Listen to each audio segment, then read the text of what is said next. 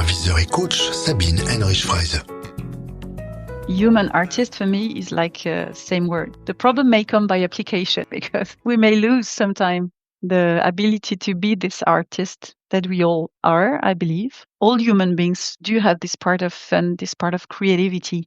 And if we have the chance to activate the artistic part, we can also see life from another perspective and let maybe the light enter into the room of our day-to-day life, because the way we work, the way we behave, the way we operate in our life today may be a little bit mechanistic. But if we let this artistic part speak on our behalf, we may be very surprised. I think of the Sixtine Chapel, creating. It's a very subtle process because as a coach, your job is to help bring it out, not to become. You're there to help create. And yet at the same time, it is up to the client, the coachee, to father or mother that creation, whatever comes out of it, that knowledge is theirs. And yet it is not theirs either. C'est un art de permettre justement à ces dirigeants ou à ces managers de pouvoir être profondément humains, mais de se créer eux-mêmes en tant qu'artistes eux-mêmes. Donc, on est des artistes, mais eux aussi.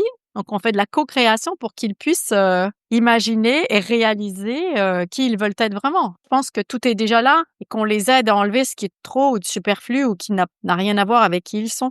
La vie est une palette et chacun peint sa toile au fur et à mesure de sa vie, comme il le souhaite, comme il l'entend. On peut changer de pinceau, de couleur, de type de peinture au cours de sa vie. Du coup, ça m'amène à la posture du coach qui, en fait, intervient à un moment pour contribuer directement ou indirectement à un petit morceau de ce tableau avant de repartir et de laisser la personne ou le groupe continuer leur toile.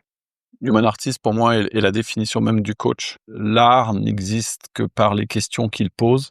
Le coach est un human artist, dans le sens où il va faire se poser des questions, au risque de plaire ou de déplaire, mais c'est pas la question, justement. J'ai l'intime conviction pour pouvoir faire du coaching, il faut aussi intégrer une dimension artistique, faire en sorte que les personnes que l'on coach, alors je l'appréhende au travers du coaching collectif en particulier, qu'ils constituent en fait un collectif d'artistes et se réinventent par leur capacité à sortir de l'ordinaire et à aller vers leur art, leur façon d'appréhender les choses de façon individuelle puis collective, comme peut-être un chef d'orchestre d'un côté serait amené à coordonner les acteurs, mais les acteurs peuvent aussi se coordonner entre eux et travailler vers la coopération au travers de leur art individuel qui fait un art collectif.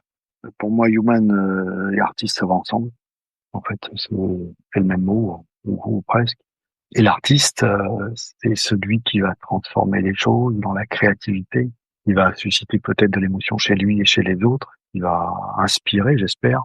L'artiste, c'est un alchimiste. Il va transformer peut-être des choses qui sont pas tellement vues, ou qui sont grises ou noires, ou même des signaux faibles que les autres personne parfois ne voit pas, et il va mettre de la lumière, il va mettre son éclairage, mettre la sensibilité pour que finalement ça résonne chez les autres. Et ça, peut-être human artist pour moi, c'est-à-dire transformer les choses, transformer le monde, se transformer soi-même et inspirer les autres. On est des artistes en soi. Et en fait, il faut laisser cette créativité nous surprendre. Et le savoir danser avec son côté artistique permet de donner des angles d'approche complètement différents et qui peuvent surprendre dans le bon sens. On accompagne souvent des professionnels et on est relativement peu dans les questions de soi en tant qu'humain. Et souvent aussi, le thème de la créativité, de l'artistique n'est pas du tout associé à un accompagnement professionnel. Donc en fait, c'est comme éclairer des dimensions supplémentaires de la personne que l'on accompagne en le reliant à une complétude de ce qu'il est en tant qu'humain dans toutes ses dimensions et avec toute l'humanité qu'il y a derrière. D'investir aussi un monde plus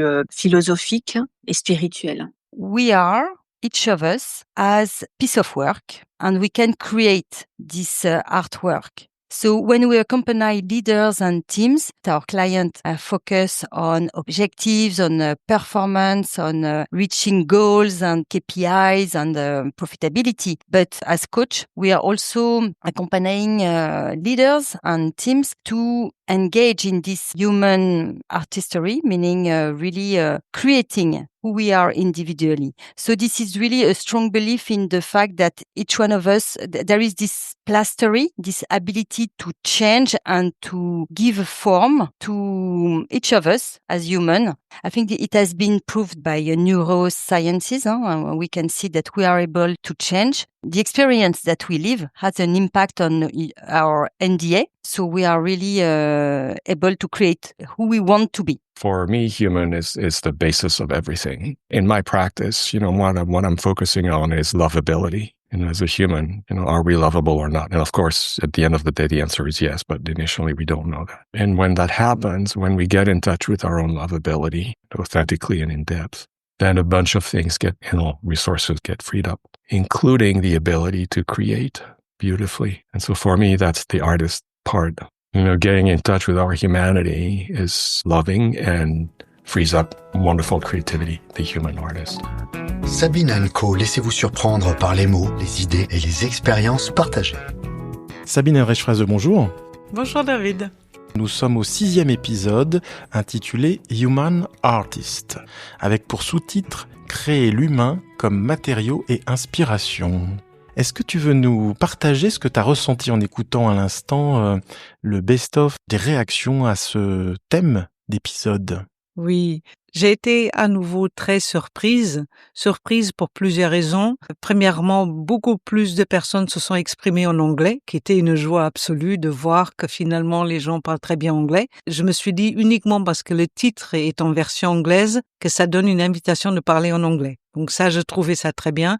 En plus, j'entends les voix des personnes autrement, donc ça m'a fait plaisir. Et j'ai constaté qu'il y avait bien 2 mots dans cette idée de human artist ou human artistry. Et il y avait plus un penchant sur la partie artistique que sur la partie humaine. Donc, ce qui a frappé, a priori, un peu plus les esprits, c'est le côté artistique, où c'est plus simple d'élaborer une pensée autour de ça que dans cette combinaison de human artistry ou human artist tel qu'on va le discuter. Est-ce que ça t'a surpris, les partages que tu as pu écouter ?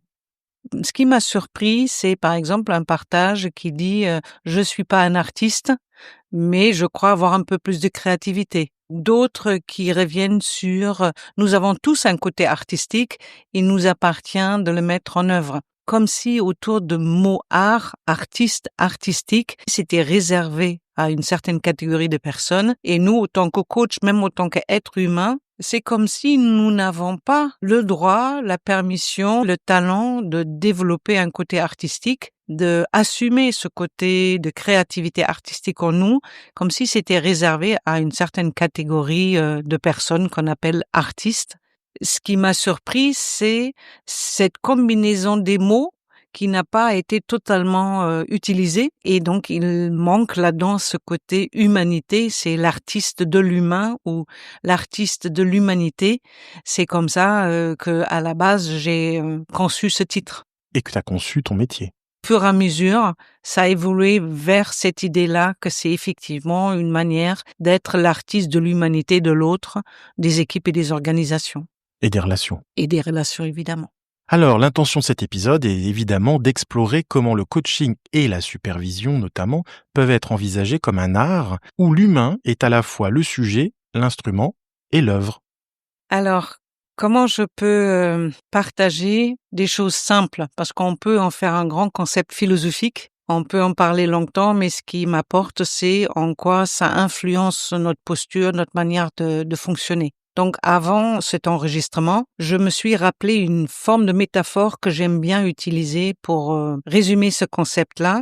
Et c'est en fait une métaphore, c'est même pas une métaphore, c'est une façon de peindre un cercle au Japon. Et ça s'appelle le Enzo, le cercle. Et en fait, on peut s'imaginer que nous sommes dans un temple, nous recevons la peinture noire du Japon, nous avons un canvas blanc devant nous et nous avons le pinceau pour ensuite faire le cercle en un seul mouvement. Et ça peut être parfait, pas parfait, mais pour les Japonais, il y a toute cette philosophie qui nous explique que la perfection n'existe pas. Et pourquoi j'utilise cette idée du Enzo? Parce que ça explique que nous pouvons utiliser les couleurs comme la matière d'humain que nous recevons. Une séance peut être tout simplement le canvas blanc et nous avons le pinceau. Il nous appartient donc d'utiliser quelle forme de pinceau, avec quelle couleur, avec notre client pour en faire une séance comme une œuvre d'art. Et moi, je m'inspire souvent de cette idée-là parce que ça met plus l'imaginaire, plus de créativité. Eh bien, la question peut être, c'est quoi les couleurs de notre client? C'est quoi là où il a intérêt à repeindre sa vie, à repeindre une problématique, à repeindre une question qu'il a? Est-ce que nous sommes, nous, le pinceau de notre client? Est-ce que parfois c'est le client qui est notre pinceau pour nous évoluer dans ce que nous faisons? Moi, ça m'aide beaucoup pour comprendre le fond de ce concept-là, qui consiste à dire nous avons tous intérêt à agir à partir de notre essence profonde, et ça veut dire transcender d'une certaine manière les limites que nous avons, et aussi accepter qu'en transcendant tout ça, il y a l'invisible qui se révélera, et tout ça, moi je trouve très bien articulé dans cette métaphore du Enzo. En quoi cette vision du coach ou du superviseur comme un human artist enrichit l'accompagnement selon toi? Qu'est-ce que ça permet de considérer le coach ou le superviseur comme un artiste humain ou de l'humain? Premièrement, à ce moment-là, nous remettons l'humain au centre, voire l'humanité au centre. C'est la première chose. La deuxième, c'est en se décalant du professionnalisme du coach dans ce qui est enseigné, eh bien, dans la partie artistique, inconsciemment, il y a plus de créativité, il y a plus de possibilités, il y a plus d'ouverture, il y a plus d'audace. Parfois, on est bloqué aussi, mais en tout cas, on peut combiner des couleurs, on peut combiner des formes. En fait, pour moi, ça ouvre beaucoup plus la dimension d'accompagnement parce que notre côté artistique va chercher à créer quelque chose, va chercher à faire sortir quelque chose qui n'est pas visible, comme l'artiste avec son tableau. L'artiste se voit dans son tableau et il se construit en peignant parce qu'en fait, le tableau nous renvoie ce qui est en train de s'articuler à l'intérieur de nous. Donc, si nous prenons une séance, notre client, comme un tableau, eh bien, il nous envoie un miroir aussi de ce que nous sommes et vice-versa. Et automatiquement, nous nous trouvons avec l'humanité au centre et la relation au centre. Et on n'est plus l'un observe l'autre. On n'est pas dans une galerie d'art. Dans Human Artistry, on le fait. On est dans ce processus d'expérimentation et à la fin, nous n'avons pas une œuvre d'art que nous regardons en disant « Ah oui, j'ai bien fait, j'ai fait bien ma séance, j'ai bien fait ». Non, l'art parle pour elle-même. Elle nous renvoie aussi ce que nous avons fait. Donc pour moi, ça ouvre les questions, les permissions et les idées, ce que nous pouvons aborder avec notre client pour aller chercher l'essence même de ce qui le motive, de ce qu'il est. Comment tu fais prendre conscience à un client, que ça soit un client direct ou que ça soit un coach en supervision, la part artistique qu'il met dans sa vie ou dans sa pratique? Alors, premièrement, il y a toujours un moment où je demande à mes clients ce qu'ils font d'un point de vue artistique ou d'un point de vue créativité.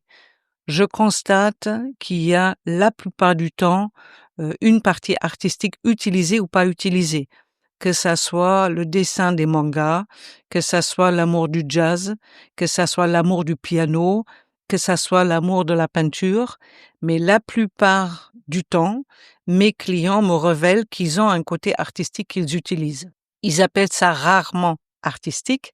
C'est plutôt un élan de créativité ou un élan d'expression.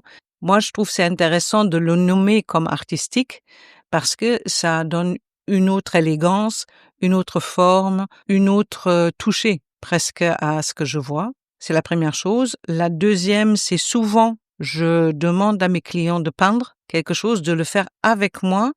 Et donc, si on prend un sujet qui est une problématique et j'invite à peindre, c'est mon client peint et moi aussi. Jamais l'autre tout seul pour pas être dans la galerie d'art. Troisièmement, c'est vraiment faire une expérimentation presque mentale de résumer toutes les activités concrètes d'un coach ou même d'un dirigeant en les mettant en artistique. Plutôt de dire je négocie avec les fournisseurs, c'est que je les invite à créer une nouvelle peinture d'achat et de vente. Pour quelqu'un qui travaille, comment je m'impose mieux, ça peut être quelle est la couleur plus profonde que j'utilise pour exprimer ce que je veux exprimer, je reste pas dans le rose, mais je vais dans le rouge profond. Donc, il y a tout un tas de choses symboliques que nous pouvons faire. Et tous ceux qui ont touché à cette partie dite artistique vont être très à l'aise. Beaucoup de personnes pensent pas avoir de talent artistique, voire de créativité. Souvent, je réponds, ça n'est qu'une croyance.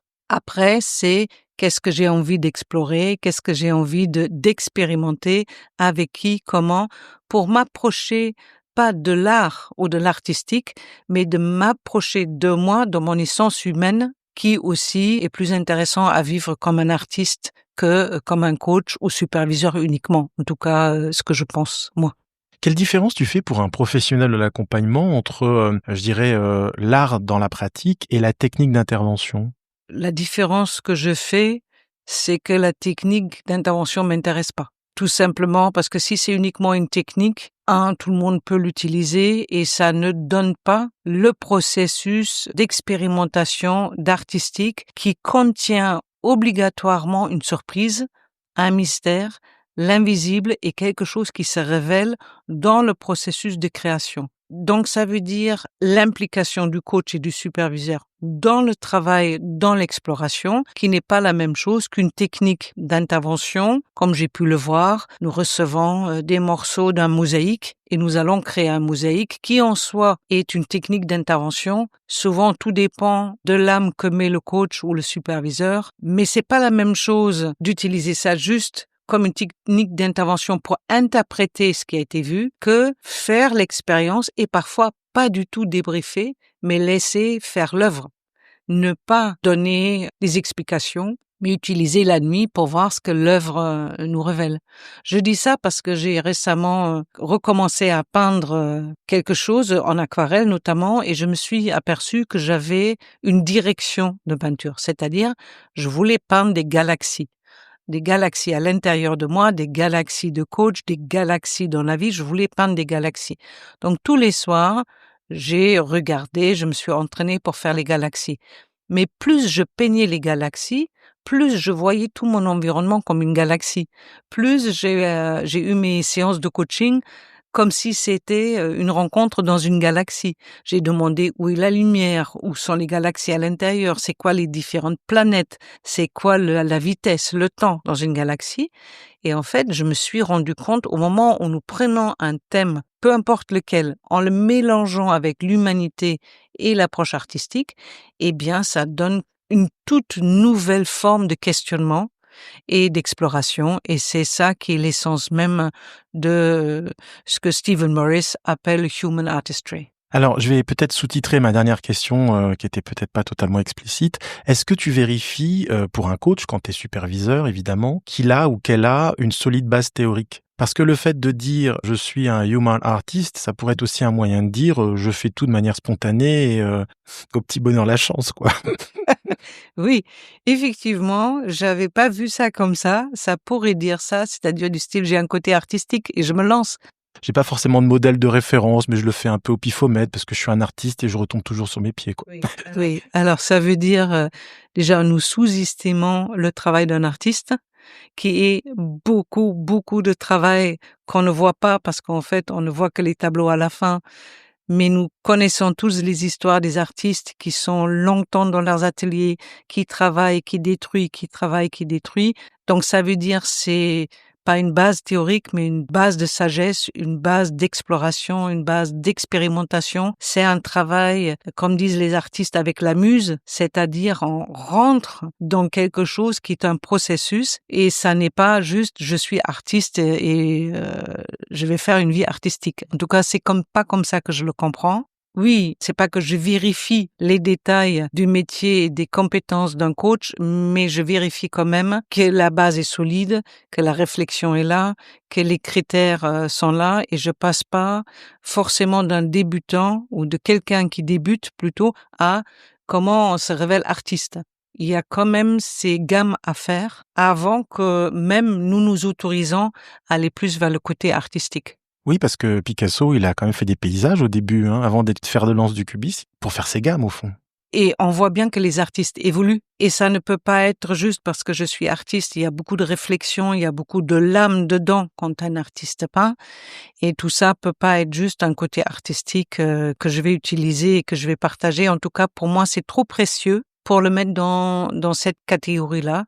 Beaucoup d'artistes peuvent quelque part aussi expliquer ce qu'ils ont fait. Par exemple, si on prend un autre artiste très connu qui est Johann Sebastian Bach, qui a fait des œuvres et des œuvres et des œuvres magnifiques avec la musique, mais quand il voyait qu'en fait sa capacité de création pure était en déclin, il commençait à écrire. Et il a écrit notamment l'art de la fugue. Et l'art de la fugue, qui est donc une des grandes particularités de Bach, il l'a décrit pour que d'autres puissent aussi composer des fugues. Donc, à un moment, un artiste sait nous passer sa passion, c'est prendre le temps pour nous montrer l'élégance d'un seul trait. Je me souviens quand j'ai fait un de mes premiers tableaux, c'était presque fini et puis il y a donc mon superviseur Steven aux États-Unis, qui lui-même est artiste, me disait rajoute un peu de jaune en haut à droite. Et en fait, moi, j'ai pas osé. J'avais l'impression de détruire mon tableau. Il m'a dit non, prends juste un peu, un tout petit peu. Effectivement, je l'ai fait. Et tout son art de détail s'est révélé parce qu'effectivement, ça faisait plus de lumière, ça faisait juste dans le coin où il le fallait. Et aujourd'hui, quand je vois mon tableau, je vois ce détail-là. Et ça, c'est le détail d'un artiste qui a travaillé. Donc, en fait, le côté artistique ou le human artist, c'est un travail très intense intérieur qui se révèle à l'extérieur et qui est assumé, travaillé avec les avantages et les inconvénients que ça demande. Jean-Sébastien Bach, en français. Oui, c'est ça. C'est ça. Pour moi, c'est Johann Sebastian Bach. Donc, voilà, l'interculturel qui nous retrouve, mais c'est vraiment intéressant de voir avec quelle passion qu'ils ont travaillé. En fait, c'est leur âme qui s'exprime. C'est leur esprit qui s'exprime. Ça n'est pas la tête, c'est pas le mental, c'est beaucoup plus que ça. Et quand nous touchons à cette essence-là, qui je pense être la profondeur de ce qui est en nous, eh bien, nos accompagnements changeront parce qu'on cherchera plus à révéler ça chez l'autre que de trouver des solutions mentales. En tout cas, ce que tu as exprimé en réponse à mon interrogation, c'était qu'il y a un besoin de maturité et qu'au début, la coach doit faire ses gammes en étant peut-être dans une forme de classicisme avant de s'autonomiser et trouver sa manière d'exprimer son art. Oui, et c'est en même temps concevoir que ce que nous faisons, d'ailleurs que nous sommes dirigeants, coachs, superviseurs, particuliers, hommes à la maison, femmes à la maison, on peut considérer notre vie comme une œuvre d'art et de prendre le temps et savourer les traits qu'on fait chaque jour pour que ça devienne un tableau à la fin. Et il y a des moments qui sont difficiles, il y a des moments qui sont moins difficiles, d'autres qui sont joyeux, mais on peut considérer l'art ou un contrat de coaching ou un accompagnement comme la naissance d'une œuvre d'art. Et avec ça, peut-être nous sortons d'une volonté d'avoir des résultats à tout prix, d'être efficace avant tout, et peut-être nous nous approchons plus de notre humanité qui veut se révéler. Alors Sabine, à présent, je te propose de parler de certains extraits de ton livre, en tout cas du chapitre intitulé Human Artist, pour peut-être poursuivre un peu l'explicitation de ce thème. La première citation qui m'a marqué est la suivante. Le coaching est une sculpture vivante où chaque conversation polit un peu plus l'essence de l'autre. C'est l'autre partie artistique dont nous avons moins parlé, qui est la sculpture, par exemple. Je me suis toujours inspirée de cette phrase de Michelangelo qui disait « Je vois l'ange dans le marbre et je sculpte et j'enlève le marbre jusqu'à l'ange soit libéré ». Je trouve que c'est une parfaite définition du coaching. C'est une parfaite manière de voir une séance. C'est que l'autre en face de nous est une forme de sculpture qui veut se libérer, qui veut sortir du marbre. Et à chaque séance, à chaque mot, à chaque conversation, on pourrait imaginer que ça polit pour qu'au fur et à mesure, la personne dans toute sa splendeur, en fait, sort du marbre et en fait devient libre et indépendante et autonome. C'est un côté artistique qui aussi le met dans cette touche d'élégance, de travail, de légèreté. Mais c'est vraiment intéressant de voir nos clients ou pour les dirigeants, de voir les employés comme si c'était tous des personnes qui sont déjà ce qu'on imagine, mais il faut un peu polir à droite et à gauche pour que ça se révèle vraiment. Enfin, le sculpteur, il utilise aussi le marteau et le burin, ça peut faire mal. Oui, mais il le fait toujours avec un grand respect pour ce qu'il voit à l'intérieur. Le marteau peut être un sens de confrontation. Le marteau peut être une limite. Le marteau peut être quelque chose que notre client veut pas entendre, mais qui est nécessaire pour qu'en fait l'humanité derrière se révèle. Le marbre est dur, donc ça se travaille avec des outils très pertinents. Ça se travaille longtemps. Quand on voit dans le musée du Louvre les grandes statues de Rodin, c'est certainement pas avec des petites touches qu'il a sorti ces magnifiques statues. Donc, nous avons besoin des deux, mais tout est une question ce que je vois. Qu'est-ce que je veux révéler? Qu'est-ce que je vois au-delà de la problématique qui m'est partagée? Alors, dans la même veine, je dirais, il y a une autre citation qui m'a marqué, c'est la suivante. Être un human artist, c'est savoir voir ce qui est caché et révéler ce qui attend d'émerger. Ça m'est en fait très cher au cœur, cette partie-là qui est œuvrer dans l'invisible, imaginer ce qui est possible et révéler ce qui veut être révélé, révéler ce qui veut être émergé. Et ça revient à ce processus de dialogue en permanence entre l'artiste et son œuvre, et l'œuvre devient l'artiste et l'artiste devient son œuvre. Et c'est la même chose avec peut-être un regard différent avec nos clients. Qu'est-ce qui fondamentalement veut se révéler? Donc, il y a beaucoup de choses. Pour moi, ce qui est important, c'est à quel moment l'essence même de la personne peut se révéler. Parfois, c'est éphémère. Parfois, c'est qu'un court instant.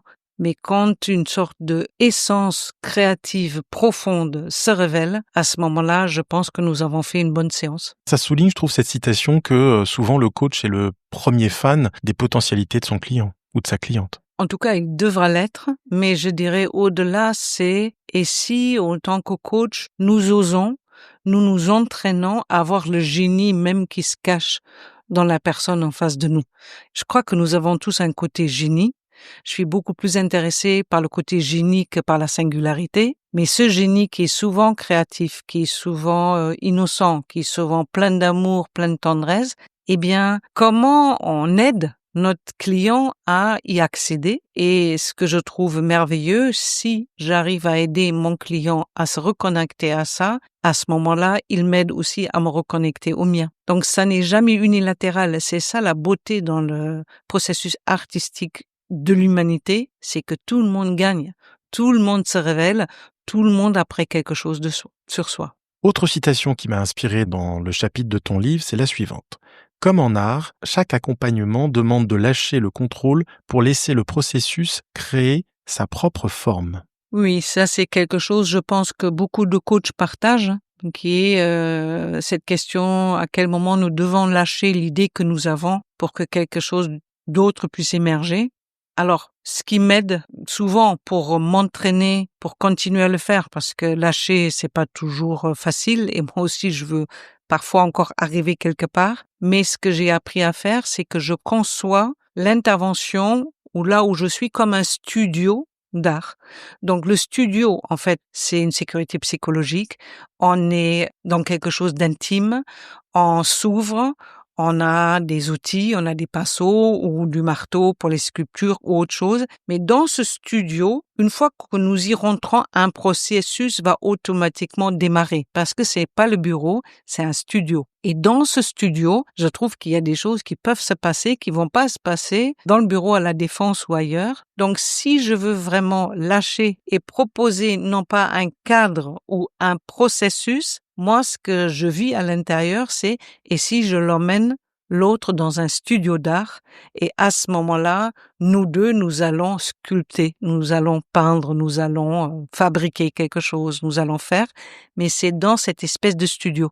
Donc ça, c'est pour une séance de coaching ou un processus de coaching, mais ce studio, il peut être à l'intérieur de moi. Je dois pas, pour chaque séance ici, sortir tous les outils et faire le studio, mais quand on rentre dans mon appartement, c'est conçu comme un studio. Il y a la peinture, il y a des sculptures, il y a toujours quelque chose qui est en œuvre parce que je souhaite emmener les gens, inviter les gens dans un processus de découverte et je crois que la partie artistique sur leur humanité va se faciliter avec l'idée du studio plutôt que d'un cadre. Moi, je trouve que donner un cadre, ça donne pas la même touch d'humanité que rentrer dans un studio où on va explorer, fabriquer, tester ce qui est à l'intérieur de vous et qui veut naître. Si chaque cliente ou chaque client est une œuvre vivante, comment tu distingues ce qui appartient à leur essence de ce qui est façonné par leur contexte, leur écosystème? Est-ce que tu fais cette distinction d'abord? Alors, je le fais pas toujours, cette distinction. En tout cas, j'y ai pas pensé dans ces termes-là. Je pense sentir, voir la joie, voir l'émotion de quelqu'un qui touche quelque chose d'important en soi, qui me donne une indication que l'essence même a été touchée, ce que j'appelle l'âme qui a parlé, ou d'autres vont parler l'énergie qui s'est montrée. Ça me semble très difficile de dire que rien ce que nous faisons, même une nouvelle œuvre d'art, n'a pas des traces du passé, n'a pas des traces d'un petit conditionnement, n'a pas des traces d'où on vient. Les grands artistes, ils ont bien été touchés par leur passé, par leur génération, par leur famille. Donc, il y aura toujours une petite partie qui est ce que nous avons appris, qui est mental, qui peut être autre chose. Il nous appartient à nous de plus valoriser la partie émergente, la partie essentielle à valoriser, et éventuellement, comme a fait Michelangelo, on retire au fur et à mesure ce qu'il reste encore de la réflexion, de trop mental, de trop réfléchi.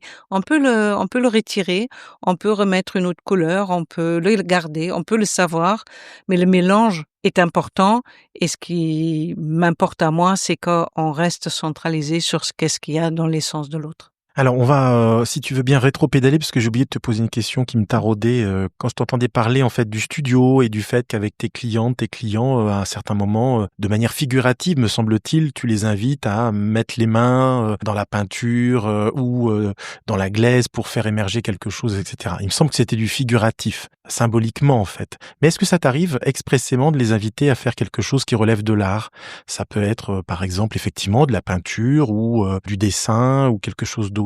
Pendant une séance, je veux dire. Oui, ça peut m'arriver, ça m'arrive même souvent, mais je dois dire aussi que je suis de plus en plus sensible à ce processus, et il va prendre de plus en plus d'ampleur. Donc j'ai fait peut-être timidement, parce que il fallait d'abord que je me reconnecte à mon propre côté artistique, de pas me dévaloriser en disant mais non, je suis pas artistique, de pas me comparer à n'importe qui selon moi fait un super œuvre d'art.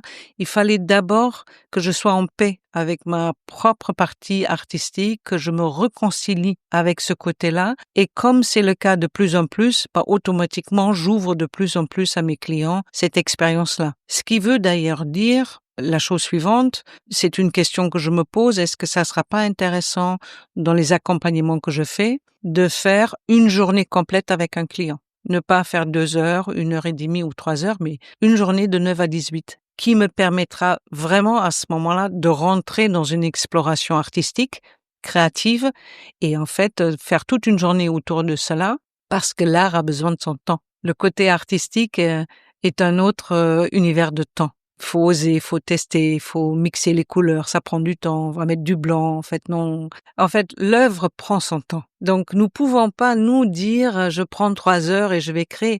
En fait, c'est l'inverse, c'est l'œuvre qui va nous imposer son temps, son rythme et sa volonté.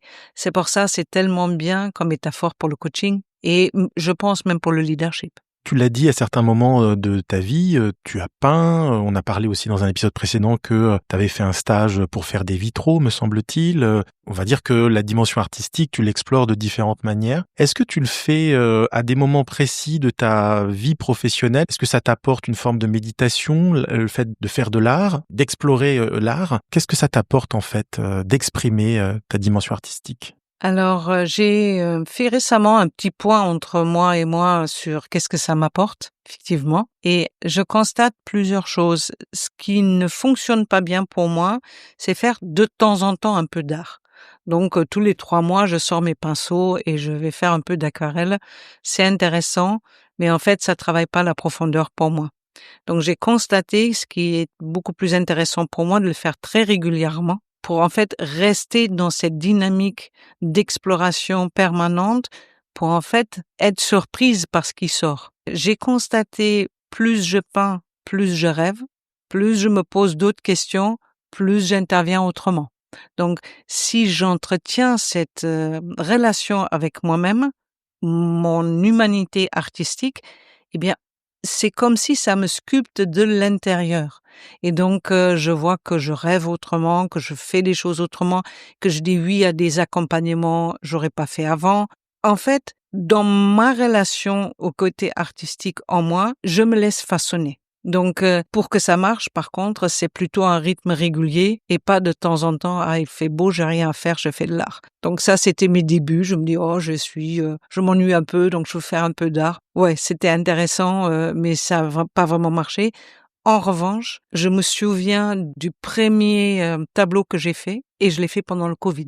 Et à un moment, j'avais besoin de sortir du rouge, de la vie, du vivant pendant tout le Covid. J'avais pas de toile, j'avais juste un morceau de bois quelque part. J'ai pris tout ce que j'avais comme couleur en rouge, en orange, en jaune et j'ai fait un énorme cœur. Il me fallait sortir quelque chose, c'était plus fort que moi. Je garde ce moment-là parce que parfois l'art m'aide à m'exprimer quand je suis coincée, quand je cherche quelque chose, quand je veux créer, quand je veux autre chose, plutôt de penser, de réfléchir et faire des slides et utiliser ChatGPT, parfois c'est mieux de peindre ou de faire la poterie ou faire autre chose. Tu parles du Covid, donc c'était en 2020, c'est relativement récent. Ça veut dire qu'avant, tu avais moins cette habitude de t'adonner à l'art? Oui, beaucoup moins.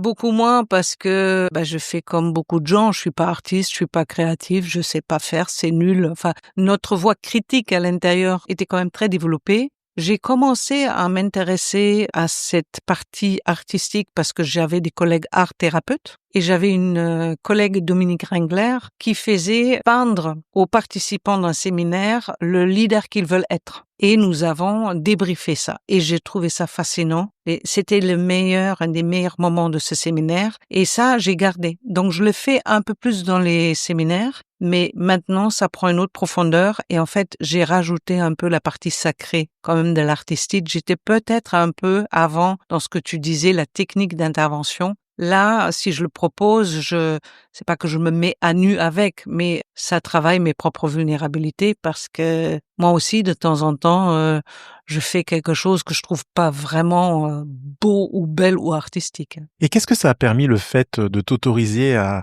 exprimer ta dimension artistique un petit peu plus, donc à l'occasion du Covid? Et donc, dans ta pratique, qu'est-ce que ça a peut-être musclé ou enrichi? Ça a d'abord autorisé d'aider mes clients à y accéder à leur propre créativité, leur propre côté artistique que j'avais jamais fait avant. Ça a changé ma vie dans la manière de poser des mots, la manière de regarder l'autre dans sa manière de s'exprimer comme si c'était une forme et ne plus regarder juste les mots ou l'autre. C'est comme si c'est une œuvre qui me parle, donc j'ai changé mon regard, j'ai changé ma posture, j'ai arrêté les grandes confrontations, c'est plus de délicatesse. Et encore une fois, je reviens sur le Enzo, le cercle. J'ai les couleurs que mon client veut me donner, mais moi je vois des couleurs qu'il ne voit pas encore. Mais quel est le pinceau aujourd'hui que nous prenons? Sur quelle toile? Pour faire quel cercle? Et ça donne peut-être une partie plus tendre à l'accompagnement, sans perdre la partie confrontation comme le marteau, comme on disait tout à l'heure, mais ça met l'humain au centre de toute cette relation, dans toute cette exploration, et ça a radicalement changé depuis. Et tu as vu une évolution dans ta pratique, dans ta manière de pratiquer le coaching ou la supervision depuis justement que tu t'es autorisé à être plus dans cette expression artistique? Déjà, j'ai toujours une conversation artistique avec mes clients pour savoir ce qu'ils font. Ça peut aller même jusqu'à, si vous travaillez avec moi, ça sera bien de choisir un côté artistique que nous pouvons faire. Donc, ça devient presque une exigence. Ça fait que pose mes questions autrement, comme un artiste en curiosité, plutôt qu'un coach qui veut donner une bonne reformulation. Un artiste reformule jamais, on reformule pas. On rajoute une touche ou on enlève une touche, mais nous reformulons pas la peinture. Donc, en fait, il y a tout un tas de choses dans le processus du coaching, dans le processus d'accompagnement qui s'effacent si nous le voyons comme une œuvre d'art. Et donc, ça a changé que je fais parfois moins de commentaires, que je dis, et si c'était un artiste qui me disait la même chose, vous diriez quoi? C'est quoi l'œuvre d'art que vous aimez le plus? Et si c'était vous là-dedans? C'est un peu ce que tu me fais faire en regardant les tableaux, mais c'est beaucoup plus présent maintenant dans l'accompagnement. Ça ne prend pas 100% du temps, mais c'est un élément important et ça prend du temps quand même régulièrement. En France, tu as un superviseur, Daniel Grosjean, et me semble-t-il, aux États-Unis, tu as un superviseur dont je n'ai plus le nom en tête, mais qui est un artiste. Il est superviseur et artiste. Oui, c'est Stephen Morris, qui est en fait consultant, qui est artiste, peintre et qui conseille les organisations autour de ce qu'il appelle, lui, Beautiful Business. C'est lui à l'origine d'artiste qu'il est, qui a combiné l'art et l'humanité et qui a créé cette idée de human artistry. Et c'est vrai, depuis que je travaille avec lui, il fait la même chose avec moi, ce que je fais maintenant avec mes clients. Il révèle mon côté artistique. À chaque fois, nous faisons un travail artistique. Quand nous avons des séances, il y a toujours un moment où il vient avec un tableau ou une notion où il me rappelle souvent, Sabine, nous sommes dans le studio. Dans le studio, il y a autre chose qui se passe. Donc, toutes ces notions m'ont été enseignées et c'est vrai que j'ai eu la chance de les recevoir et maintenant, je le fais fructifier auprès de mes clients et de mes coachs que je supervise. Ça fait combien de temps que tu travailles avec ce superviseur américain? 5 ans. Ah oui, ça correspond à la période Covid, enfin en tout cas post-Covid. Oui, je pense qu'il y a toute une magie qui a pris entre le Covid, entre je veux travailler avec quelqu'un aux États-Unis, une demande à un collègue aux États-Unis, est-ce que tu connais pas quelqu'un? Il lui m'a dit, prends Steven. Mais à l'époque, c'était pour une question de business. Mais en fait, le business n'était pas la question. La question était comment je me reconnecte à ce que je veux vraiment, à qui je suis. Et c'est la même question de nos clients et des coachs qui viennent me voir. C'est pas c'est quoi le business. C'est pas non plus c'est en quoi je suis singulier ou singulière. C'est quoi mon essence. Ou comme a dit aujourd'hui une cliente que j'accompagne, il m'a dit en fait ma vraie question c'est pourquoi je suis venue sur Terre. Donc ça c'est des gens qui cherchent leur essence, ils cherchent pas la singularité, ils cherchent où est mon essence et comment je peux être au service de quelque chose de plus grand. Et ça, automatiquement, ça facilite des échanges sur la base artistique quand on est sur ce niveau-là de recherche. C'est marrant parce qu'il y a aussi une autre résonance. Sa société s'appelle, si je comprends bien, Beautiful Business et la tienne, c'est Joy and Business. Oui, c'est vrai. Vous êtes bien trouvés. On s'est très très bien trouvés. Nous avons plein de choses en commun, plein de manières de fonctionner, et c'est pour ça pourquoi il m'a choisi aussi souvent. Je me suis dit qu'est-ce qui fait qu'un Steven me choisit comme un coach parce que c'était pas sa grande spécialité. C'est plutôt vraiment les organisations. Et en fait, pour lui au début, c'était une non-américaine. Donc une Allemande en France, Joy and Business, et toute notre première année était autour de la joie. Qu'est-ce qui fait que je le dis, je le dis pas, je le cache pas, qu'est-ce qui veut se révéler? Et au fur et à mesure, c'est aussi aller vers le côté artistique qui aujourd'hui est vraiment une joie, quoi, d'utiliser, de travailler, de partager. Alors j'ai une dernière question sur cette série pour mieux comprendre la thématique. Si l'art est un dialogue entre l'artiste et la matière, comment tu vois le dialogue se manifester dans la relation d'accompagnement avec tes clients? Est-ce que ça prend une forme subtile? Est-ce que c'est pas à pas que tu vas intégrer la dimension artistique? Est-ce que c'est dès le début? Comment se peint la toile? Comment se peint la toile? Si j'avais une réponse à tout ça, ça sera une technique. Je l'ai pas, mais ce que je peux partager... Pas encore. Pas encore. Pas encore. Mais ce que je peux partager, nous utilisons souvent le mot posture pour décrire d'où on vient, sur quelle base nous agissons.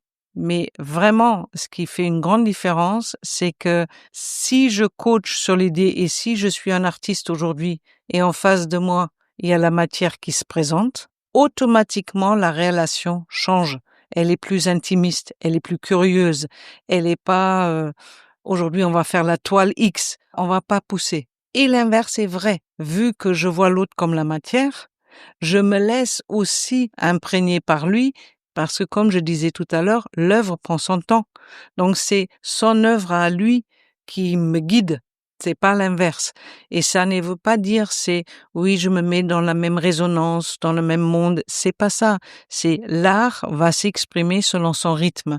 Et c'est ça qui change.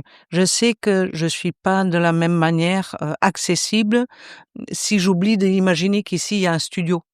Quand je l'oublie, en fait, je viens super pro, efficace, productif. Mais tout à l'heure, je suis revenue de la Bretagne avec ma chienne et en fait, je me suis dit, je vais rentrer dans mon studio.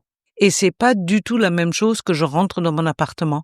C'est-à-dire, je retrouve un endroit de créativité et j'étais en train de me dire, et si je mettais sur peinture la transition entre La Baule et Paris? Qu'est-ce que j'ai vraiment vécu? Donc, en fait, tous mes sens changent, mes observations changent et pour rester le plus proche de ce que je vis comme artiste intérieur, c'est un mantra que j'ai qui est en anglais « Notice what you notice », mais qui pourrait être en français « Remarque ce que tu remarques ». Et si je fais ça à chaque fois, je remarque que là, je suis à l'aise. Là, à l'intérieur, il y a l'émotion qui vient. Et tout ça, c'est la matière de l'artiste. Donc, je trouve que c'est un merveilleux moyen aussi de se réguler émotionnellement, de faire avec l'art plutôt que de garder les émotions, de les sortir, de les réguler, de les maîtriser. Dans l'art, dans le processus, il s'autorégule en fait. Est-ce que tu peux nous partager peut-être une expérience où tu as senti que la créativité, ou on va dire la dimension artistique, a été une clé importante pour débloquer une situation complexe? Alors, on va dire peut-être en équipe ou en organisation, dans un premier temps? En équipe, peut-être moins spontanément. Un individu, oui, que j'ai beaucoup apprécié, qui était en fait un très très bon dirigeant, jusqu'à ce que je découvre qu'il a failli être pianiste quand il était jeune. Et le moment où il me disait, mais il fallait que je choisisse soit manager-dirigeant, soit pianiste, j'ai choisi manager-dirigeant, mais en fait, il joue toujours au piano. C'est lui, de temps en temps, qui fait des organisations dans les gares et il joue au piano. Il a fait ça avec du cello, avec des violons, en fait, magnifique. Et quand nous avons trouvé ce côté artistique et tout ce qu'il savait faire autant que pianiste, quand nous avons pu mettre le dirigeant qu'il est et le pianiste qu'il est, il a retrouvé complètement une autre forme de jouer chaque jour, de jouer quel morceau chaque jour. C'est à 2 mains, à 4 mains, c'est rapide, c'est pas rapide. Il a pu faire, en fait, l'énergie du jour autant que pianiste. Les moments avant de commencer à jouer en concert, le moment où il se concentre et comment il peut le faire avant une réunion importante. En fait, tout ça a fait que j'avais pas à créer l'artiste en lui, fallait juste qu'il se rappelle, fondamentalement, c'est un grand pianiste, est un grand dirigeant. Et en fait, c'est la personne qui m'a créé la musique que vous écoutez à la fin du podcast. Donc, c'est vraiment magnifique à l'entendre. Et aujourd'hui, quand il dit il faut que je crée une dissonance, il sait ce que ça veut dire, mais il joue au piano. Donc, je trouve ça, par exemple, très intéressant. Oui, c'est pas le même processus que je décris, mais c'est rappeler l'artiste au premier plan qu'il avait oublié, comme d'ailleurs pas mal de gens le font. Malheureusement. Oui. Et c'est triste, en fait. Ça me fait même une émotion de tristesse parce que pour tout un tas de raisons, nous mettons ça de côté. Et quand nous pouvons le retrouver et nous pouvons nous relier à ça, automatiquement, ça va changer quelque chose dans notre vie. Oui, il y a une dimension sacrificielle au fond. Oui. Et on l'a mis de côté pour tout un tas de raisons, mais il n'y a rien de plus beau quand nous pouvons voir ou témoigner que les deux côtés se rejoignent à nouveau. Moi, je trouve en tout cas. Alors, dans le micro-trottoir initial, on entend quelques personnes préciser qu'elles ne sont pas artistes, qu'elles n'ont pas de talent, qu'elles n'ont pas de dons, etc. Il peut avoir, comme tu le disais aussi toi-même, parfois un juge intérieur très sévère sur sa capacité à exprimer sa dimension artistique. Comment tu encourages, que ce soit des clients dirigeants ou des clients coachs en supervision, à exprimer leur dimension artistique et à laisser de côté ce juge intérieur pour ne pas brider leur créativité? Parce que c'est pas évident, hein? Ah non, c'est pas évident. Il est fort souvent, hein. Ce dragon critique là qui se mêle de tout, que je connais très bien, comme moi j'ai aussi et j'ai encore de temps en temps. J'ai exploré plusieurs voies, mais une qui à mon avis ne sert pas, c'est mettre le critique de côté. Plus on veut le mettre de côté, plus il revient avec du retard, hein. Au début, il dit oui, c'est bien, mais 3 jours plus tard, c'est quand même nul. Donc cette histoire de mettre à l'écart, je pense, ne fonctionne pas. En revanche, ce que j'ai testé et ce que j'en conseille, c'est peindre le critique, lui donner toute cette attention, ce qu'il veut, pour lui donner une œuvre, pour lui faire exprimer ce qu'il veut dire, mais donc le mettre en peinture, en autre chose, en sculpture. Je l'ai fait récemment, c'est un peu effrayant, parce qu'on voit la force de ces critiques-là, et même moi j'ai eu peur de ces critiques-là, mais il a eu son moment.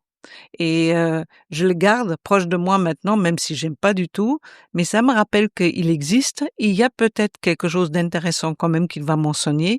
Mais en tout cas, vaut mieux faire avec lui que contre lui. Donc c'est ça que je propose la plupart du temps. Parfois, je propose pendant d'une séance à l'autre de laisser les critiques chez moi. Je dis, vous choisissez ici un sujet, c'est votre critique, et il va faire du Airbnb. C'est-à-dire, il va vivre ici pendant 1 mois, et la prochaine fois qu'il vient, vous pouvez le récupérer. Mais moi, je vais m'en occuper. Mais ici, voilà, il a tout ça, il a toute sa place, et je vais m'en occuper. Les gens adorent, parce que c'est pas définitif et c'est un jeu. Donc, c'est comme ça que je les encourage à jouer avec. Ça n'est jamais sérieux. On ne peut pas sérieusement se battre contre le critique. On s'épuise, il est beaucoup plus fort que nous. Comment je peux remettre de la légèreté? Du jeu, du jeu, du jeu. Ça n'est pas autrement que le critique va finalement s'aider à jouer un peu en me disant ouais, mais enfin tu m'as même pas bien peint. Donc il est toujours là, mais je trouve que ça marche bien. Les gens ont bien aimé en tout cas. Tu fais du critique sitting. Critique sitting. Et critique sitting, et même c'est fascinant parce que plus nous lui donnons de l'espace, du temps pour s'exprimer sans vouloir l'écarter, sans vouloir discuter, sans vouloir lui dire qu'il a tort, le critique, il a ce qu'il veut, l'attention pendant un moment. Et moi j'ai vu plein de critiques qui étaient heureux d'être peints. C'est d'ailleurs très intéressant, mais du coup ça se calme parce qu'en fait on commence un processus de réconciliation, donc le critique s'apaise. Mais c'est vrai que nous sommes quand même très nombreux à croire ne pas avoir de talent artistique, créativité. J'ai mis très longtemps, par exemple, à considérer éventuellement que le tricot peut être artistique. Tricot, c'est le tricot. Donc tout le monde me dit ouais, tu fais du tricot, t'as rien d'autre à faire. Mais si on rentre là-dedans, c'est presque un moment méditatif. On peut faire du tricot très compliqué. On peut donner des facettes au tricot. Ça m'appartient à dire c'est artistique ou c'est pas artistique. Et la seule chose que je peux dire, c'est ça me remet en lien avec mon humanité qui s'exprime. Donc beaucoup de choses peuvent le faire. J'ai un ami qui fait du bricolage. Elle dit c'est pas artistique, c'est du bricolage. Quand je vois comment il bricole avec quelques finesses et comment il choisit les matériaux dans certaines configurations, on dirait que c'est un sculpteur. Donc, c'est à nous de changer notre regard. Alors à présent, Sabine, je te propose peut-être d'inviter les auditrices, les auditeurs, par des petits exercices à expérimenter leur côté human artist. Alors, est-ce que tu veux nous partager quelques exercices qui peuvent être utiles pour explorer cette dimension? Alors, il y a un premier exercice que moi j'ai fait pendant un certain temps, qui est une sorte d'auto-entraînement, d'autodiscipline. À chaque fois que j'étais très émotionnelle ou que je voulais réagir, avant de le faire une petite esquisse de quelque chose avec des couleurs. Peu importe ce que c'est, mais avant d'agir, utiliser un crayon, utiliser une couleur, utiliser une gomme, tout ce que je peux avoir en disant, allez, 1 minute d'artistique, ça permet à mon humanité de se calmer et donc elle peut mieux s'exprimer. Donc ça, c'est quelque chose que j'ai conseillé à mes clients et que j'ai fait.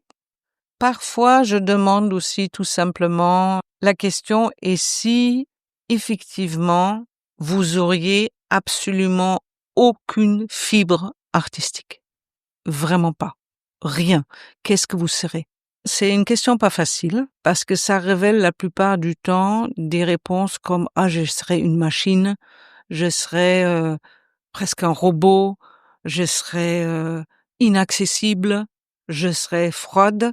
Et en fait, à s'entendre dire ça, on se rend compte que nous avons bien quelque chose qui s'appelle le human artist et qui doit vivre et qui nécessite parfois d'être révélé par des moyens détournés, par exemple comme ça. Donc, faites-le, demandez-vous vraiment, si j'avais rien de créatif en moi, rien d'artistique en moi, ça sera quoi ma vie? Donc, la plupart du temps, ça fait un peu bizarre et se révèle faux. Donc ça, je dirais, c'est un deuxième conseil que je peux faire. Troisième conseil, régulièrement partir dans les musées, regarder un tableau, se laisser imprégner par le tableau, choisir une fois une couleur, une fois quelque chose d'autre, mais en tout cas, passer du temps en présence des artistes ou des œuvres d'art. Les vraies œuvres d'art, ils ont tous une forme de vibration, de fréquence qui peut nous toucher si nous nous ouvrons à ça. Et cette partie-là est souvent intéressante de capter parce que ça ouvre en nous quelque chose et du coup, on est plus ouvert à faire nous-mêmes quelque chose de très humain ou de très artistique. Donc, rencontrez les œuvres d'art et laissez-vous rencontrer par les œuvres d'art. Ça peut être un morceau de musique, ça peut être Bach, ça peut être un peintre, mais passer du temps en présence des œuvres d'art avec une question du style « et qu'est-ce que nous avons en commun ? Qu'est-ce que tu me révèles de moi parce que je te regarde ?» Ça, c'est des bonnes choses à faire pour se rapprocher de notre côté essence humaine et art. T'as d'autres ? Moi, ce que je pourrais proposer, en fait, c'est, en tant que coach, de demander à ses clients, si vous deviez incarner votre parcours professionnel en une œuvre d'art, laquelle choisiriez-vous ou comment vous pourriez l'incarner ? Parce que ça peut être aussi intéressant de travailler ça avec ses clients et de voir comment ils réagissent. Moi, je trouve que c'est une super idée. Ça montre bien que même dans notre façon de faire l'interview, que ça te donne des idées, que tu as des idées et que tout le monde peut se voir, s'intégrer, se familiariser avec le côté artistique. Et oui, ça sera plutôt de faire de l'arbre de vie. C'est faire une œuvre d'art qui montre ma vie, mon processus, mon ambition, mon chemin jusqu'à aujourd'hui. Tout ça, c'est beaucoup plus intéressant que faire les top 5 flops de ma carrière et les top 5 succès. L'un n'exclut pas l'autre, mais ça sera bien de faire un tableau. Donc, tu vas pas te faire des amis parce que l'arbre de vie est très utilisé par les coachs. Je sais, c'est pour ça m'a échappé. Je pourrais le couper si tu veux.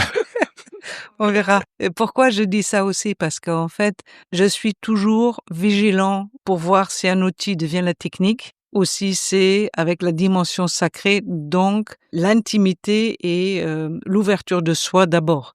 Si c'est comme ça, moi, l'arbre de vie me convient très bien. Mais j'ai vu beaucoup de gens, y compris sur Internet et autres, qui donnent techniques d'intervention, racines, arbres, valeurs, tout ça. Et si tout le monde fait le même arbre de vie, c'est sûr et certain que nous perdons un peu du côté de l'artistique humain. C'est marrant parce que je me rends compte qu'il y a une dimension qu'on a rarement évoquée ensemble dans les différents épisodes, c'est la dimension poétique. La poésie de l'instant, la poésie de la spontanéité, la poésie d'une question qui surgit. Et pourtant, je trouve que c'est très présent chez toi. Oui, la poésie, c'est comment je peux dire, c'est encore une autre finesse. C'est vrai que j'ai écrit des poèmes, l'un d'ailleurs sur la solitude. En français, en allemand? En français. En français. Oui, en français. Vous connaissez peut-être, les auditrices, les auditeurs, quelqu'un qui s'appelle David Whyte, qui est un magnifique personne et poète, qui a écrit des poèmes vraiment superbes, poétiques dans la poésie ou pas. Et c'est vrai, la force d'un poème comme ça ou de la poésie comme ça nous touche encore complètement autrement. Parfois, c'est pas facile de faire soi-même la poésie. Et la vraie question, c'est comment on se laisse toucher par la poésie, mais ça a un côté encore plus raffiné, plus féminin par moment, plus intérieur qui s'expose. Et je trouve que tout ça, pour moi, rentre en tout cas dans la catégorie artistique et human artistry. Est-ce que tu parlais de quelques concepts ou théories qui pourraient sous-tendre la dimension human artist? Dans la partie conceptuelle du human artistry, il y a vraiment toutes les théories de la profondeur, par exemple Jung. Il y a la partie de l'invisible, comme ça a été développé notamment par des scientifiques quantiques ou autres. Par exemple, Bohm, qui a toujours parlé de l'ordre invisible, est un grand scientifique, un des fondateurs de la physique quantique, qui lui disait, mais derrière tout ce qu'on voit, il y a l'ordre invisible. Donc, il y a plein de théories, même de sciences, neurosciences, physique et autres, qui nous révèlent qu'il y a bien autre chose de ce qu'on voit. Donc, Human artistry rentre dans la catégorie, on travaille aussi avec l'invisible, comme les artistes le font.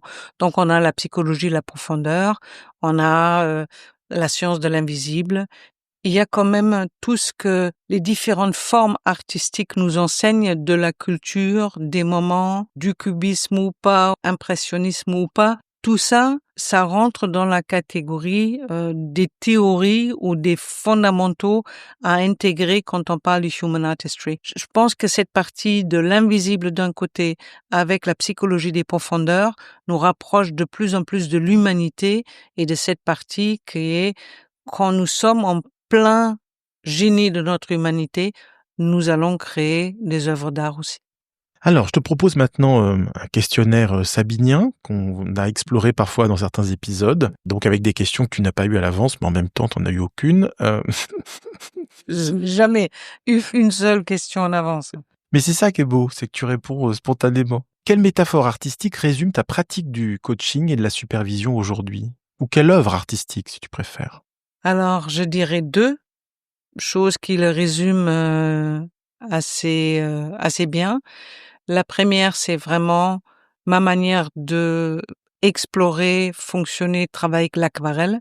Pourquoi? Parce que c'est fluide, parce que c'est l'eau, parce que les couleurs se mélangent.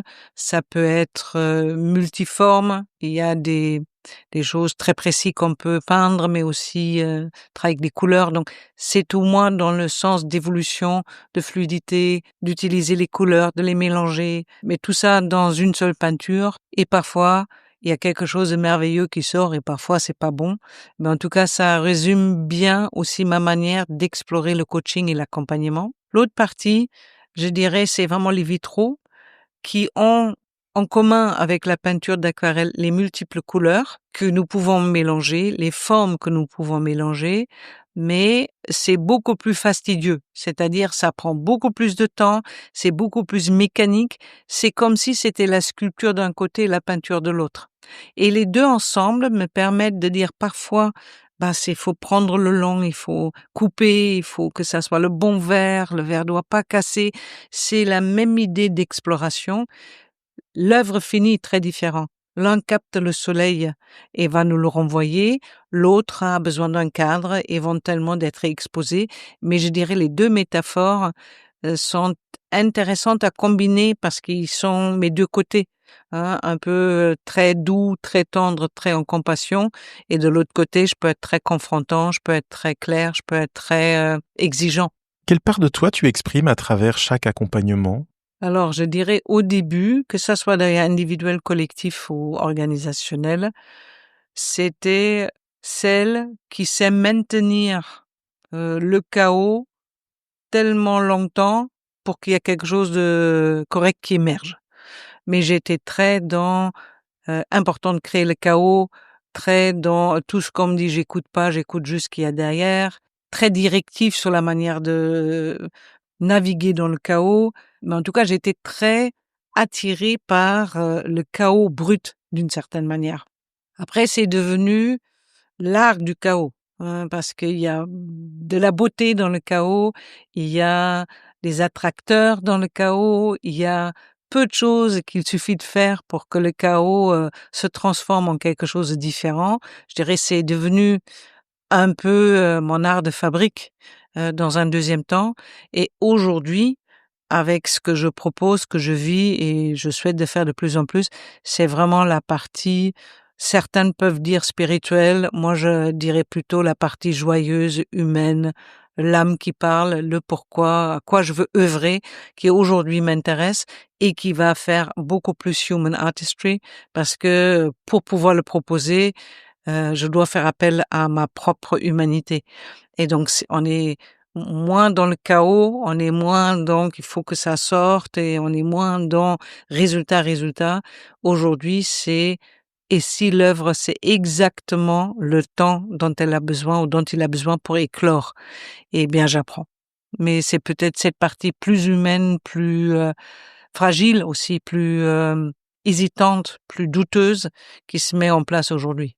Parfois, j'ai pas l'air, mais je suis quand même souvent encore une grande anxieuse et parfois je doute plus que je ne laisse apparaître. Donc dans cette partie de Human Artistry, on rentre plus dans le studio de la vulnérabilité commune que dont je vais vous équiper pour que vous puissiez faire un tableau.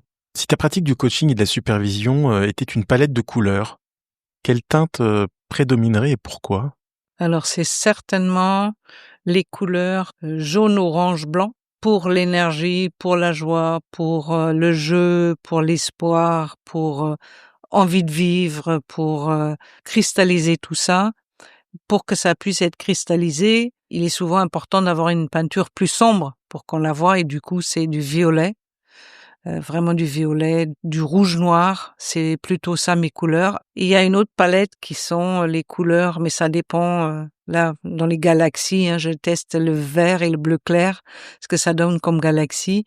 Et c'est des couleurs plus douces, plus vivantes, plus de la vie que j'aime bien rajouter. Donc beaucoup de couleurs chaudes. Oui, beaucoup de couleurs chaudes. D'ailleurs, mes vêtements sont la plupart du temps dans la même couleur. C'est rare que je porte du noir, du marron, des choses sombres. Je crois qu'il y a la vie, il y a la flamme, et donc cette flamme-là que je pense vivre et réveiller. Et d'ailleurs, c'est intéressant. Ça s'appelle Human Artistry, notre chapitre, et nous pouvons pas le traduire exactement comme ça en allemand. Mais en allemand, nous avons un mot qui dit Lebenskünstler. Künstler, c'est l'artiste et Leben, c'est la vie. Donc nous, on a une expression qui est l'artiste de la vie. Donc qui s'approche très, très, très bien de l'artiste de l'humanité parce que ça veut dire l'artiste de la vie dans le sens vivre sa vie et lui donner sa propre facette. Très joli. Oui. J'ai trouvé ça en préparant notre podcast.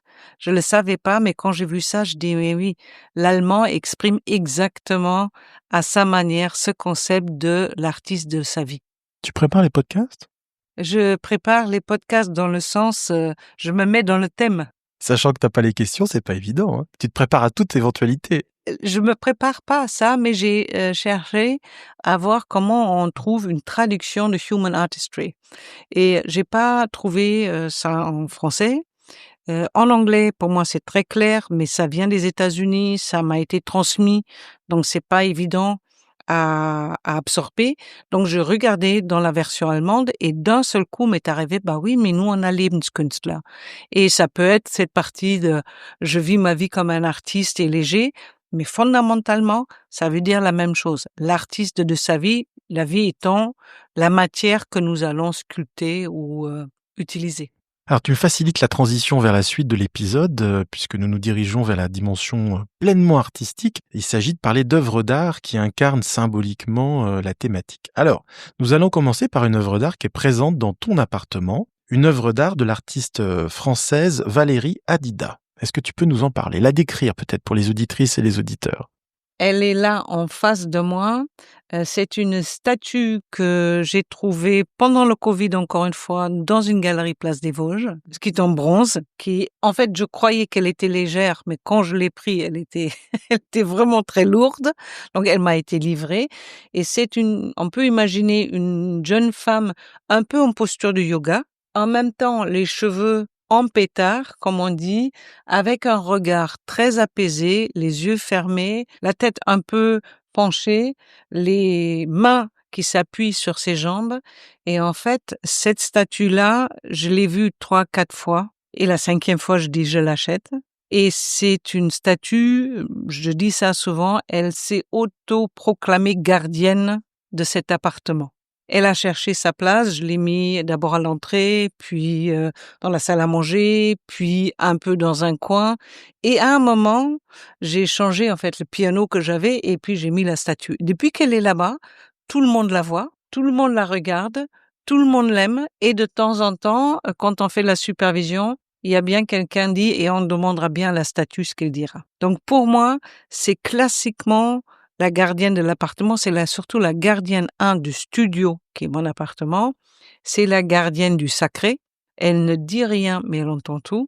Et elle a une forme de bienveillance, de calme, de paix dans son rayonnement, en tout cas ce que je vois, et qui à quoi je fais de temps en temps même appel. De temps en temps, je dis, écoute, ça sera bien qu'on pourrait tous profiter de ta manière paisible. Et j'adore cette sculpture-là. C'est comme si elle était faite pour moi, en fait. Donc, il n'y a pas un jour où je la regarde pas. C'est aussi une invitation je trouve, à la méditation. Et elle incarne beaucoup, je trouve, une féminité à la fois douce, sensuelle et un ancrage très fort, en fait. Merci de le dire comme ça. Oui, elle invite à la méditation peut-être, mais elle invite aussi à savourer le moment. C'est le quotidien est précieux, tout est éphémère. C'est respire maintenant. C'est très pragmatique aussi. Elle n'est pas ailleurs. Elle est très très présente et dans toute cette féminité qui se dégage d'elle. Elle nous fait l'invitation qui est remarquer ce qu'il y a remarqué. Notice what you notice. Et je pense qu'elle est une très bonne gardienne pour ça parce qu'elle nous ramène à notre intériorité. Comment tu offres une présence incarnée, accueillante, stable à tes clients, quel que soit l'état émotionnel dans lequel ils arrivent, en fait? Parce que je trouve que cette statue, elle incarne quelque chose de très ancré, de très solide, etc. C'est pas toujours évident d'avoir cette posture d'accueil inconditionnel, d'être incarné, d'être stable face à un client agité ou dans les tumultes de sa vie professionnelle.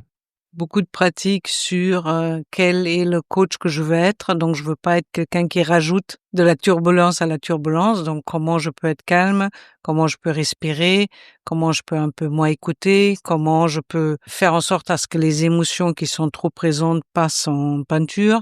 Donc, c'est beaucoup d'envie de devenir quelqu'un de calme et d'apaisé. Presque pour moi, c'est un indicateur. Plus moi, je suis calme et apaisé, plus de l'autre côté, ça s'excite. Donc, vraiment, quand je suis très apaisée, d'un seul coup, de l'autre côté, ça commence à pleurer. Ça commence à rire. Ça commence à parler. Donc, au début, je croyais que j'étais non régulée. Maintenant, c'est devenu un indicateur qui dit, mais peut-être moi, je suis tellement calme et apaisée à l'intérieur que l'autre, en plus, peut se révéler dans sa partie vivante qui existe. Après, c'est le travail de comment je peux co-réguler l'autre sans me perdre là-dedans. C'est pareil, c'est du travail, c'est du test, c'est de l'exploration, c'est tous les jours, c'est en permanence. Et à un moment, c'est juste, j'ai récolté les fruits, c'est-à-dire je suis juste bien, je suis jamais fatiguée après une séance. Ça peut être très important pour mes clients et je les laisse jamais seuls là-dedans, mais je ne suis pas fatiguée. Je me laisse pas absorber par ça et je crois que c'est le travail du corps, de la respiration, d'une conscience. En permanence, la question, qu'est-ce que je remarque quand je remarque? Et quand je me pose cette question, ça prend un peu de distance. Je dis, ah oui, je commence à être très fatiguée par ce que j'entends. Donc, comment je peux changer l'accompagnement? Je peux donner une autre direction. Ça se travaille, c'est une envie.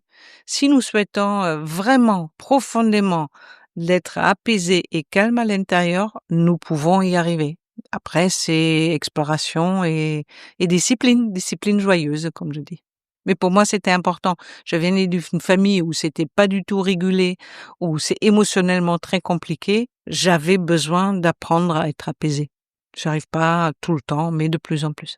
Cette statue de Valérie Hadida, elle incarne aussi une forme d'intériorité, me semble-t-il. Est-ce que c'est une invitation que tu fais à certains de tes clients ou clientes de prendre un temps en silence et de goûter à leur intériorité avant de parler, par exemple?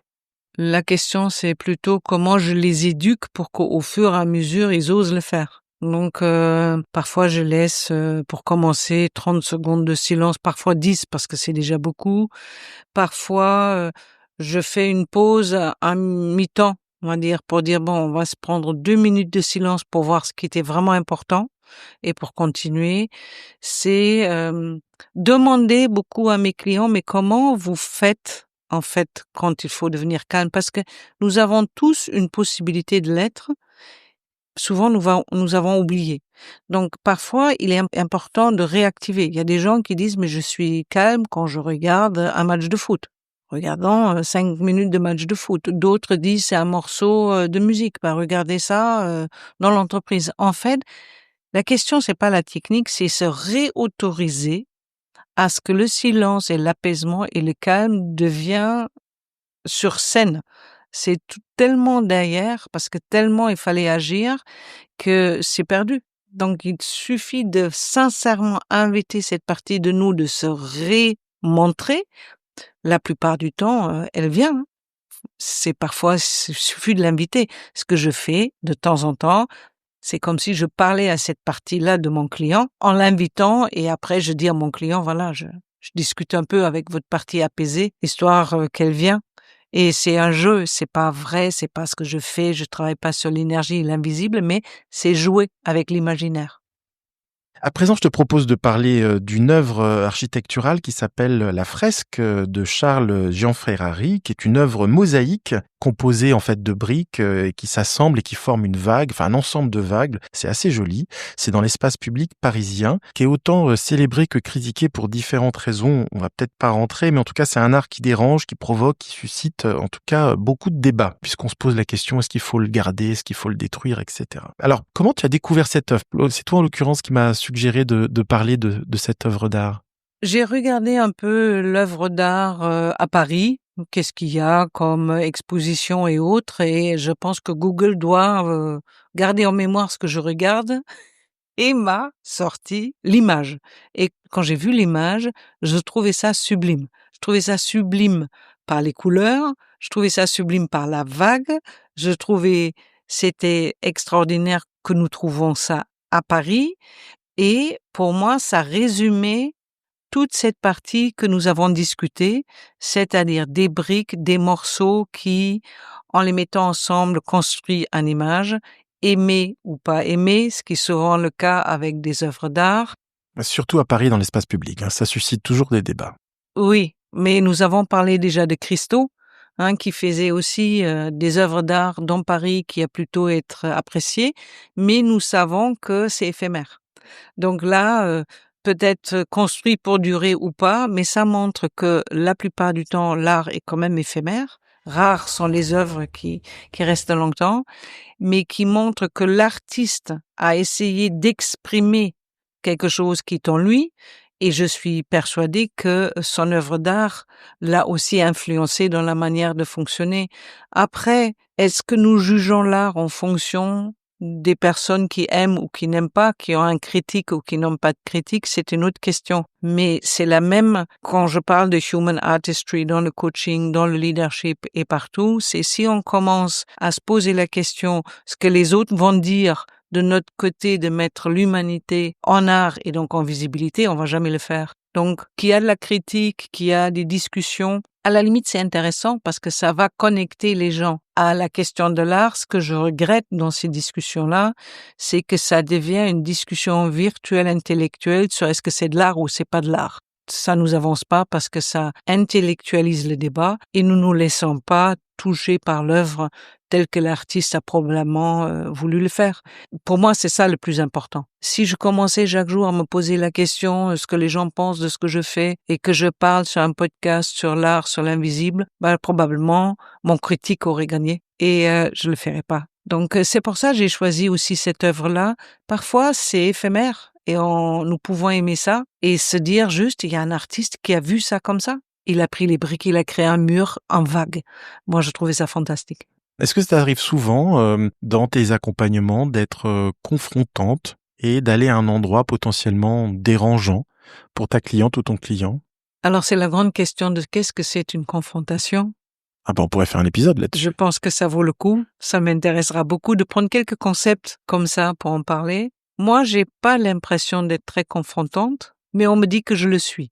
Je suis même choisie comme coach parce que j'ai en moi une partie dite confrontation. En tout cas, mes clients, je pourrais pas dire je les confronte, mais c'est vrai, je peux souvent dévoiler, révéler, partager quelque chose qui les dérange. Je pense que c'est en regardant les côtés qui nous dérangent avec bienveillance, amour et courage que nous pouvons trouver notre côté humanité artistique. J'aime faire ça, mais je reviens sur l'artiste qui fait ça aussi. Il n'est pas que bienveillant avec son œuvre d'art, il est très engagé, il est très vivant, regarde les angles, il regarde ce qui déplaît, il met en œuvre même parfois ce qui nous déplaît. Et c'est pour moi le rôle d'un coach, c'est pas confronter, c'est montrer à l'autre des facettes qu'il n'a pas encore vues, révéler les côtés humains et peut-être plus critiques qu'il n'a pas encore vus. Tout ça fait partie de la matière artistique. Donc oui, je pense que je le fais. Est-ce que tu considères ta pratique du coaching et de la supervision comme un acte esthétique engagé dans le réel, dans le vivant? Ah oui, ça, j'ai pas de doute. J'aime considérer mes accompagnements, non pas comme des accompagnements coaching, mais comme quelque chose de plus subtil, de plus esthétique, de plus vivant, de plus en connexion avec l'invisible. Et en même temps, c'est très réel. C'est réel parce que je crois que là où nous œuvrons, dans notre profession notamment, c'est le meilleur endroit pour se révéler autrement et notamment artiste de l'humain. Pour moi, ce n'est pas dans les stages de développement, ça n'est pas dans les retraites, ça n'est pas dans les vacances, c'est là où nous sommes au quotidien, face à nous-mêmes, face à l'autre, et c'est là où nous pouvons œuvrer. Aujourd'hui, une cliente m'a donné une clé extraordinaire que je partage, et vraiment marquée. Pour faire court, elle me disait, j'étais toujours engagée, vraiment engagée sur aimer les gens, donner l'amour, mais en fait, après notre discussion, je me rends compte que je le faisais pour avoir de la reconnaissance. Je trouve que c'est déjà une autoconfrontation extraordinaire. Et après, elle me disait, et en fait, maintenant, ce que je vais faire, c'est l'amour éphémère. À chaque moment, quand je le peux, je le donne et c'est tout. Et pas bâtir sur des longues histoires, des longs cycles, des longs jobs.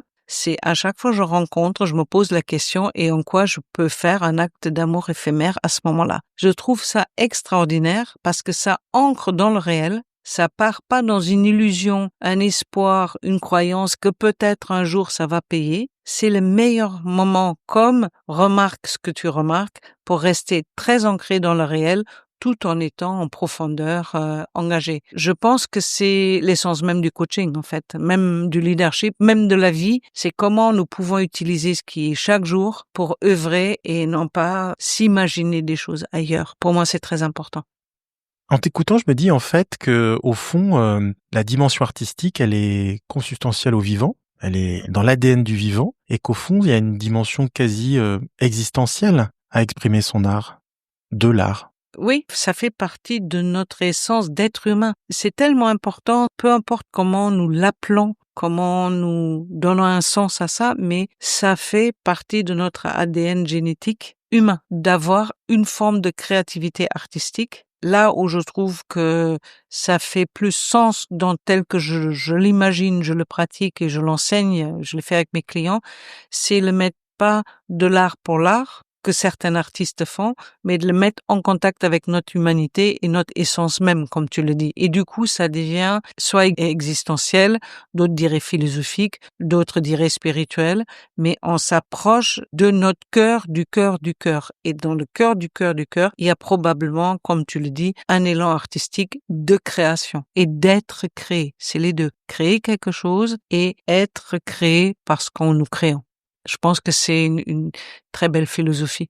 Je vais te retourner la question que j'ai proposée aux auditrices, aux auditeurs tout à l'heure. Si tu devais transformer cet épisode en une œuvre d'art, que créerais-tu et pourquoi?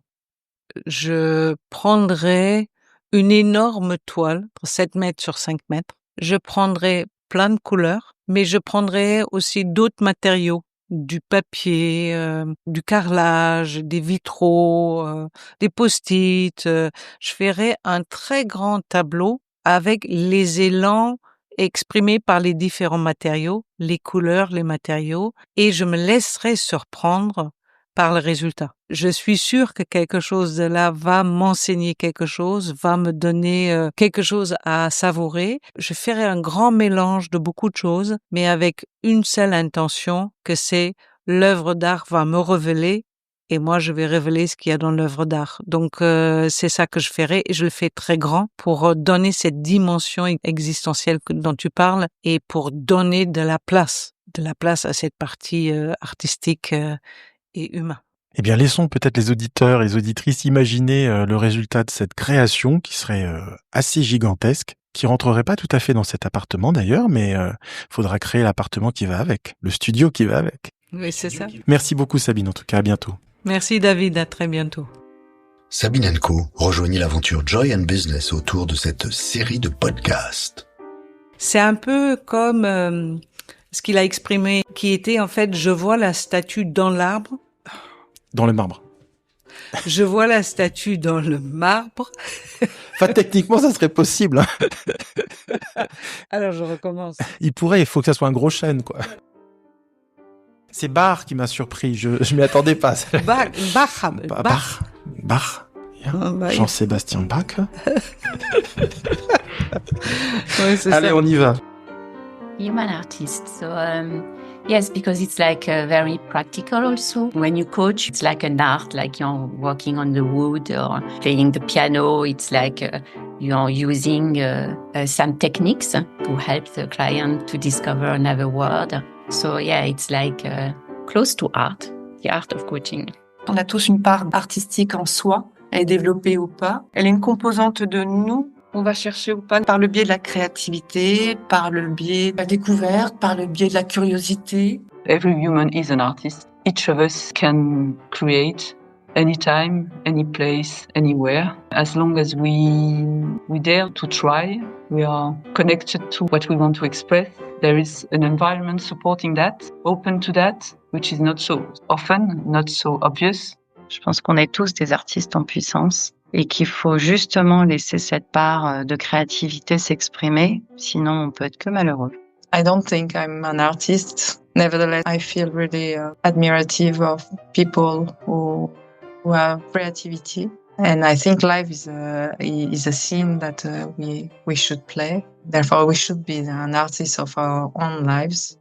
L'humain comme un artiste, parce que peut-être à l'intérieur de chacun de nous réside une part de créativité que soit on ne connaît pas, soit on n'ose pas exprimer, peut-être par manque de confiance en soi. Si cette créativité m'a été donnée par la vie, elle est faite pour être utilisée et qu'elle me permet ce processus d'accompagnement de moi-même et puis des autres sur leur chemin. Nous avons tous une part d'artiste en nous qui est plus ou moins développée, plus ou moins révélée, plus ou moins assumée. Et dans les personnes ou les groupes que j'accompagne, je perçois à la fois la présence de la part artiste des personnes que je côtoie et à la fois la retenue volontaire, en fait, qui m'interroge parce qu'il y a tellement de messages, en fait, il y a tellement de choses qu'on peut faire passer par l'art que j'aurais envie de leur dire ouvre ton art aux autres et tu verras que tu te feras comprendre bien plus facilement.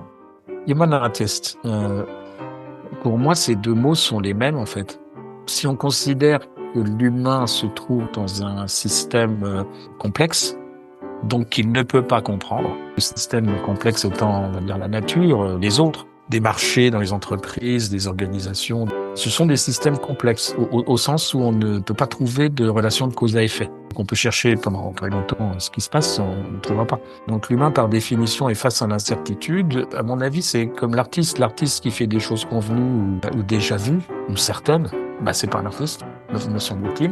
Donc ces deux mots sont les mêmes. Ça amène à réfléchir à l'idée de se confronter à l'inconnu et puis peut-être également de construire des choses. Quelque chose qui est intéressant chez l'homme, c'est qu'il tombe amoureux de ses propres idées. Quand on rêve d'un truc, on a envie que ça se produise. C'est-à-dire qu'on va mettre l'énergie nécessaire pour que le rêve devienne réalité. En gros, à partir du moment où on pense, on est voué à produire quelque chose. Produire au sens noble.